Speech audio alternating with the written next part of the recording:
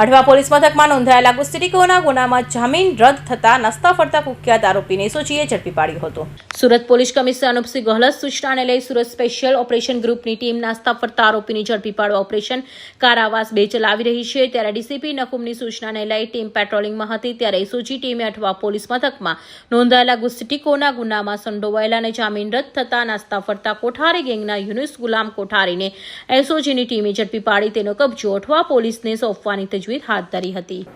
એસઓજીએ operation કારાવાસ 2 અંતર્ગત એક આરોપી યુનુસ ગુલામ મોહમ્મદ કોઠારી કે જે કોઠારી ગેંગનો એક સક્રિય સભ્ય છે અને સજ્જુ કોઠારીનો ભાઈ છે તેને ઝડપી પાડવામાં આવ્યો છે। આની હકીકત એવી છે કે 2021થી ગુજસીટોકના ગુનામાં જામીન મુક્ત હતો। ત્યારબાદ એસીપી જી ડિવિઝન મલ્હોત્રાએ જામીન રદ કરવા માટેની અઠવા કોર્ટમાં અરજી કરેલી। તે અંતર્ગત 5 મે 2026ના રોજ અઠવા કોર્ટે આને જ્યુડિશિયલ કસ્ટડીમાં લેવાનો હુકમ કરેલો અને એસઓજી આની શોધમાં ઘણા સમયથી હતી તો એસઓજીને યુનુસ ગુલામ મોહમ્મદ કોઠારીને ઝડપીને કાયદેસરની કાર્યવાહી કરેલ છે।